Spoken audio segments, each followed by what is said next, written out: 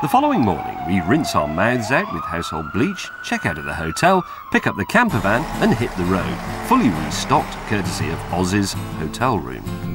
If the viewers could see your stash of purloined foodstuffs and toiletries from, let's be honest, all around the world over the last 20 or 30 years, they'd be absolutely staggered. You're a man of some means. You don't need to steal tea bags. The silly thing is, at home, you've got millions of them, you nutcase. I like really good fresh tea.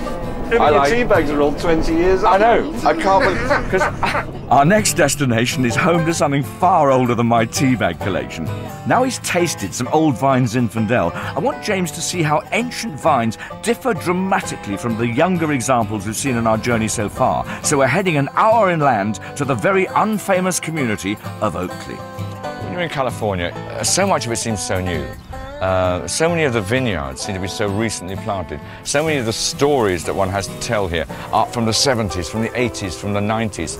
And I think it's very important for me to show James that there was another world in Californian wine, and in tiny places there still is. And this is one of them. Hidden on the wrong side of the tracks is 250 acres of American history owned by Fred Klein. He bought the place from a giant chemical company who until the 1980s was shipping these grapes in wooden boxes to the East Coast, just like in Prohibition. The encroaching city makes this land extremely valuable, but despite repeated offers, Fred says he'll never sell these 19th century vineyards. He's someone else determined to keep Zinfandel and the other old-timers on America's wine list. These are some of the oldest ones we have, and these are approximately about 115 years now. They've been here since Queen Victoria was doing her stuff on the British throne. Compared with some of the quite posh vineyards we've been to, yours look quite, looks quite sort of rustic and unkempt. We've been here barely a minute and James has already insulted our host. I think that's a record. It's not meant to be an insult. They look quite wild. Well, they are unkempt, but they're just so old that there's only so much you can do with them. Realising my mistake, I decide to make up for it with some out-of-character, over-the-top enthusiasm for Fred's produce. Wow, look at that! That is the biggest bunch of grapes I've ever seen on a vine. That's magnificent. What sort of grape is that? We call it the Golden Chassel. It's also known as Palomino. It's grown extensively in Spain, and that's what they make sherry out of. And that is a wine fact. They're things of beauty, I think so. And feel it, James. A cattle farmer also once made me feel the reassuring weight of a bull's testicles, and it sort of reminds me of that a bit as well. Luckily, I haven't shared that experience. Well, James is going to feel the weight of many a bunch, as his next wine challenge is to race Oscar, one of Fred's top pickers, because these Golden Chasselas are ready to harvest. They each have to strip a vine that one, and then dump the grapes in the tractor trailer. Mexicans like Oscar provide the muscle in the wine industry, and it's clear he picks grapes for a living. I'm giving it my best shot, but I'm still picking like, ponce off the telly. Look at that one. I've earned about 30 pence there. That's true.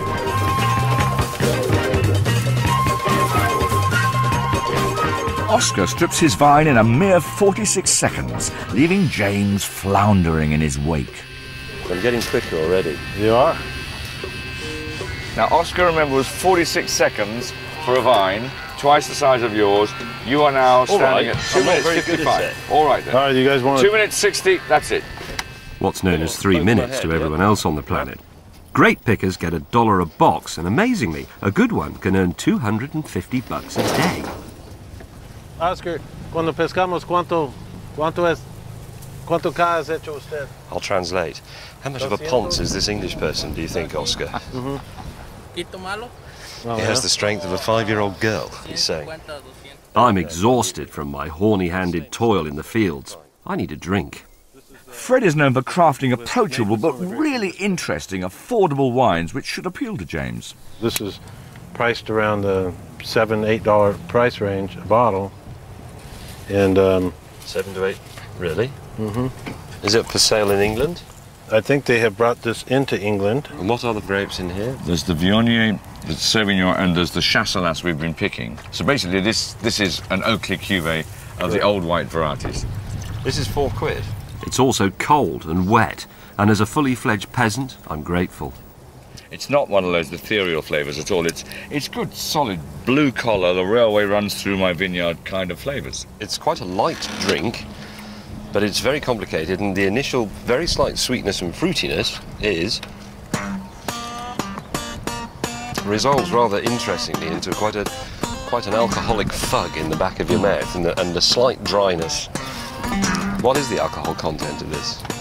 What would you guess it is? 14. It's exactly 14. It's because you practice so hard. I'm wary of sounding like a wine ponce, but as refreshing as Fred's wine is, it does kind of taste like a £4 bottle. It is rustic, to be honest. It's slightly, you could describe it as slightly rough around the edges. It's got a little bit of harshness in it and a little bit of an alcoholic kick, even though the alcohol content isn't very high. But it's sort of honest. It's maybe it's old-fashioned. Maybe it's a taste of the still fairly Wild West. So, a £4 run-of-the-mill bottle isn't good enough for you nowadays, James. I think Ponstum could be beckoning. With that sprightly little number still tingling his taste buds, I'm moving on to the next stage of my plan to make James a Zinfandel zealot, using the internal combustion engine and the wines of another king of Zin, petrolhead and boss of the Ravenswood winery, Joel Peterson. I thought Kent Rosenkrantz was the king of Zin. Do we He's have the two saviour of kings of Zin? Yeah, oh, he's the saviour of Zin. Or he's the saviour of Zin, the prince of Zin, the king of Zin. He's a doctor of Zin, yeah. I'm the Zin guru, whatever. Yeah. I think basically these Zin guys have got a whole variety of titles. With the idea of furthering James's wine education, I've asked Joel to arrange a demanding test, but I think the Zin guru might have underestimated my shaggy-haired prodigy. I've got 4 glasses of wine in front of you. 3 of them are Zinfandel. 1 of them is something else. Right. I think you're up to it. 3 Zins and 1 Ringer. Yeah. Zinger ringer. Just remember, when you're looking for the Zins, richness of texture, lovely attractiveness. The fact you don't actually have to have a PhD in wine appreciation to understand the Zin. It just hits your throat. You smile when it hits your throat. Spice, fruit, soft texture. That's what you're after. I like that. Well, the one thing about they all smell very different, don't they? Oh, of course, I'm smelling them. He's drinking them. No one ever rang their mates up and said, "Do you want to go down the pub for a smell tonight?" Did they? I'll be sort of surprised if James doesn't get this right. He's not the wine novice he once was.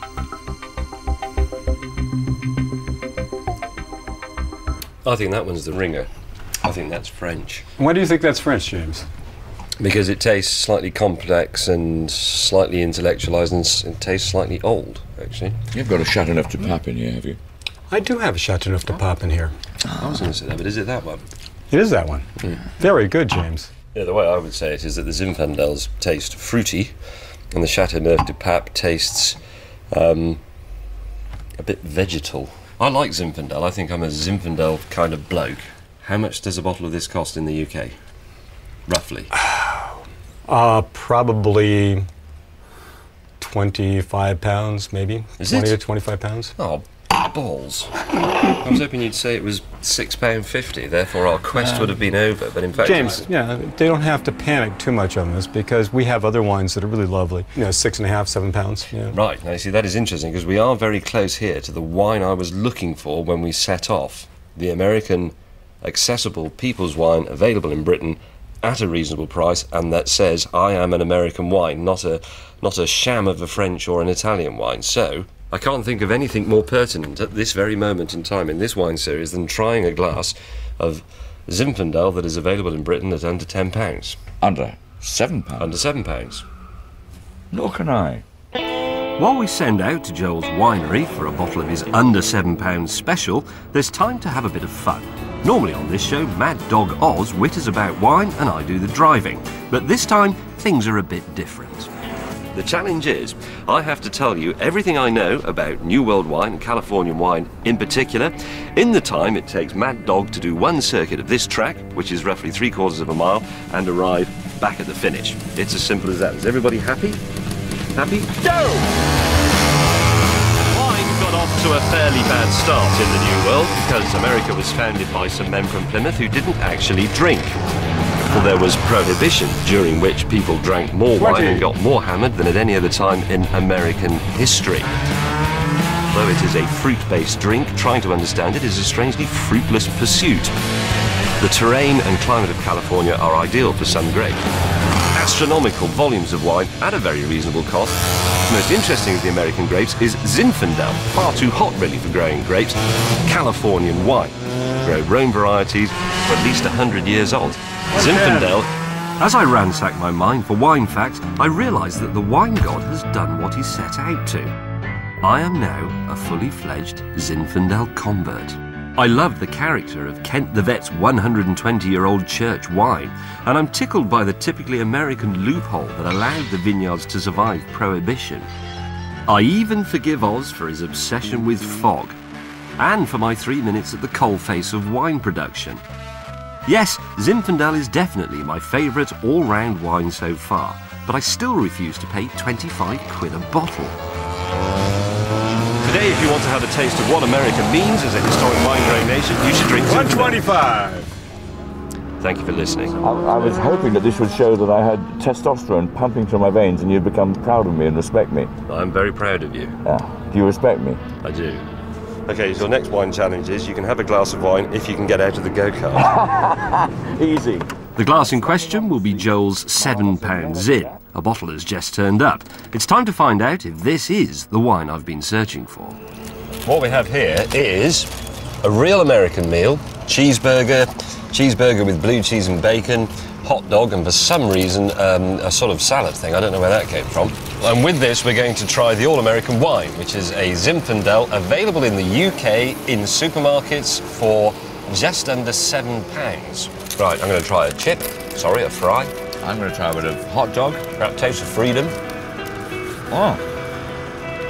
It really is a hot dog, it's just twice as big as usual hot dog. Shut up, Oz. I've got a feeling this is going to go right.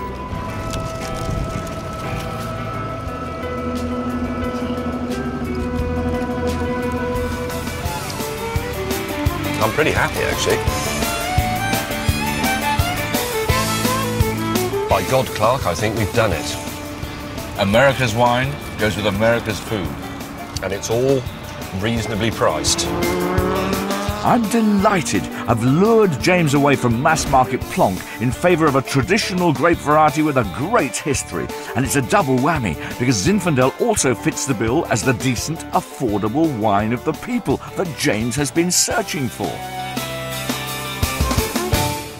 Next time, we head over the Golden Gate Bridge to a California anomaly, a centre for French fizz. So grab yourself a moderate glass of sparkling, and less operating machinery, and be ready to meet one of Oz's most terrifying old friends. Two English guys of your age behaving like teenage kids is ridiculous. We'll also experience not so much the grapes of wrath, but more the wrath of the grapes, as we examine hangover cures. This is a proper hangover cure, the hair of the dog.